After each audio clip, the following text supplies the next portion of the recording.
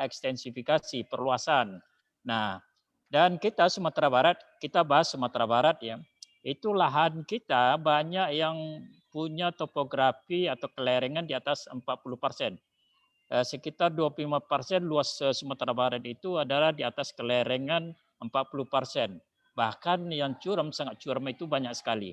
Nah, kita Tengarai perkebunan kelapa sawit banyak di daerah-daerah ini. Dengarkan suara Bapak tuh. Nah, ketika terjadi replanting atau peremajaan, Fokus tentu ya. lahan ini terbuka. Nah, ketika terbuka hari hujan, nah tentu akan menimbulkan banjir dan erosi. Nah, kemudian juga ketika menanam bibit kelapa sawit sampai umur 2 tahun atau 3 tahun, itu kan konopinya masih belum menutup lahan. Sehingga nanti ada hujan, intensitas hujan, dan ini juga akan menyebabkan akan terjadi aliran permukaan yang banyak sekali dan masuk ke sungai dan menyebabkan terjadi banjir di hilir daerah aliran sungai. Nah, ini banyak terjadi di 50 kota, di Pasaman, Pasaman Barat. Nah, itu banyak terjadi seperti itu. Nah, ini isu yang dikedepankan oleh masyarakatnya atau para peminat atau pemerhati lingkungan. Nah, kemudian juga kelapa sawit ini diduga rakus air. Nah, rakus air. Nah, banjir rakus air. Nah, kenapa? Kenapa orang menganggap kelapa sawit ini rakus air? Nah, ketika musim kemarau kelapa sawit itu produksinya turun, tapi di musim penghujan produksinya akan lebih tinggi.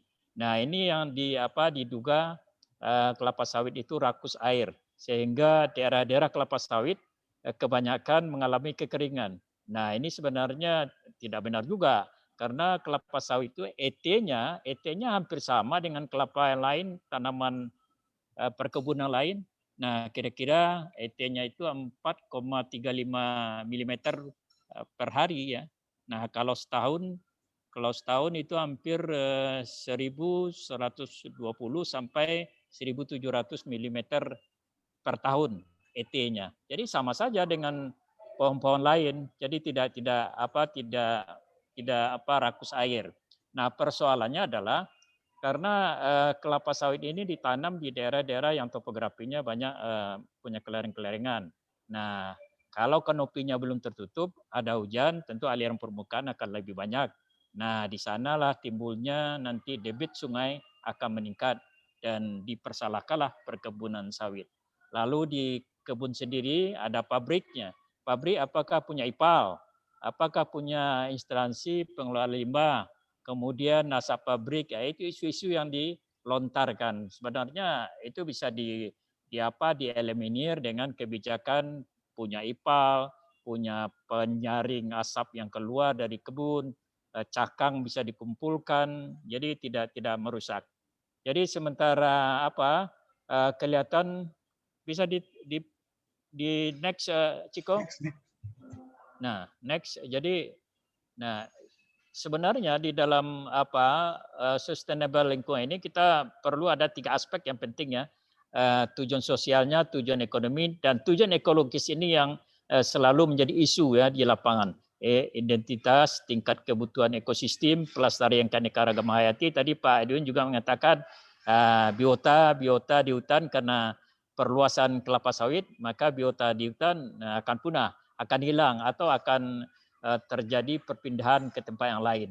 Nah, daya dukung sumber daya alam, lingkungan hidup. Nah, ini kemampuan suatu daya alam atau lingkungan itu apakah ada dipelajari, terutama terhadap topografi dan kelerengan. Nah, ini yang membuat terpaparnya banyak daerah terhadap banjir dan longsor. Nah, terhadap IKTEP versi ramah lingkungan juga sudah tadi dibahas oleh Pak Edwin. Nah, dalam tujuan sosial dan tujuan ekonomi itu given saja ya. Lanjut. Nah, ini saya mengemak waktu ya. Nah, tanaman sawit dan lingkungan ini sudah masuk ya. Tanaman sawit rakus air ini tidak benar. Karena ET-nya, evapotranspirasinya hampir sama juga dengan tanaman lain. Rata-rata antara 4 sampai 5 mm per hari atau ekuivalen sama dengan 1.200 sampai 1.700 mm per tahun. Nah, tidak. Nah, kenapa kita dianggap rakus? Nah, karena apa? karena lahan sawit ini sering terbuka sehingga air tanah dan air permukaan banyak mengalir ke daerah hilirnya. Nah, lalu harga sawit tadi Pak Bambang dan Pak Edwin mengatakan sawit pada saat meningkat orang akan melakukan ekstensifikasi. Pasti itu, yakin itu. Nah, ingat Sumatera Barat itu adalah daerahnya rawan bencana. Jadi dengan topografi yang sedemikian rupa 65% itu topografinya merupakan curam sampai sangat curam. Nah, ini yang kalau di sana dibuka apalagi itu daerah hutan. Nah, ini sangat berisiko. Nah, jadi kemudian alih fungsi lahan, biosistem dan air tanah. Nah, hutan di Sumatera Barat ini ada sekitar 2,3 juta hektar. Nah, datarnya itu yang datar hutan itu hanya 1,42%. Hutan lindung ada sekitar 1,2 juta hektar. Nah, oleh karena itu yang sudah dikonversi ada 437.000 hektar. Nah, Bapak, Ibu para seminar, ada 636.695 hektar itu dalam keadaan kritis. Nah, apakah lahan ini yang akan dibudidayakan oleh kelapa sawit? Nah, kalau ya ini nanti juga akan memperparah nanti kerawanan banjir dan longsor. Jadi oleh karena itu kita tahu bahwa perkebunan kelapa sawit raya itu ada sekitar 180.000 KK yang terkait dengan kelapa sawit. Dan dia mungkin saja pada suatu saat terpapar masalah lingkungan, banjir dan longsor. Ini banyak saja terjadi di Kabupaten 50 Kota, Pasaman, nah Solok Selatan. Nah, isunya seperti itu. Nah, betul kata Pak Edwin, asal kita kelola dengan baik, pasti dampak-dampaknya itu bisa kita hindari. Lanjut Pak. Kita minta diskusi audien kita yang lebih banyak ya. Kalau narasumber ini cukup terbatas. Ini sudah disampaikan tadi oleh Pak Safrizal. Contohnya luasnya di Sumatera Barat. Kalau saya mendapat data itu ada 364.000 hektar ya. Dan replanting itu ada kira-kira 200.000 hektar. Karena ada kelapa sawit yang sudah berumur lebih dari 25 tahun. Itu harus direplanting. Nah, ketika terjadi replanting inilah timbul masalah banjir dan longsor nantinya. Jadi saya tidak akan menjelaskan panjang lebar tentang ini, karena kalau lahan sudah terbuka pada topografi yang lebih dari 40%, itu terpapar bisa banjir, seed erosion, dan lain sebagainya. Lanjut ya. Lanjut.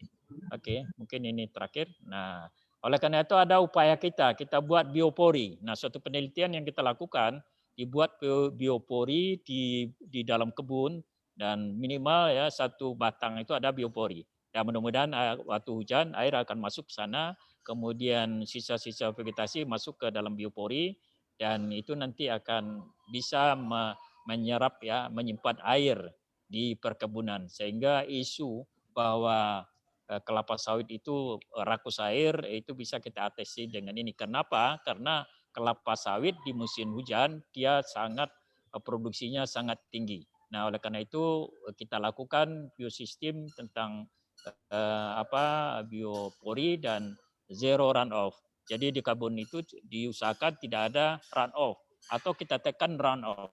Runoff ini aliran permukaan itu yang membahayakan air mengalir terus sampai ke anak-anak sungai dan masuk ke sungai utama dan tentu menyebabkan banjir. Nah, lanjut.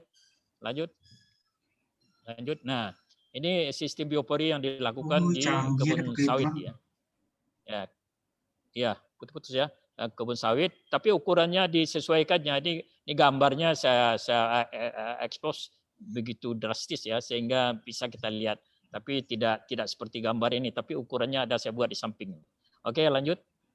Nah, kita juga menggunakan drone. Nah, demikian ya. Sebenarnya isu itu ada, tapi kita bisa mengatasinya. Kalau kita tidak bisa mengatasinya, nah banjir dan longsor, kekeringan itu pasti terjadi. Saya kira demikian dari aspek lingkungan saya coba melihat di tengah-tengah prospek kelapa sawit yang hebat sekali dan 180.000 kakak atau keluarga terkait dengan kebun kelapa sawit ini. Demikian, wassalamualaikum warahmatullahi wabarakatuh. Waalaikumsalam warahmatullahi wabarakatuh.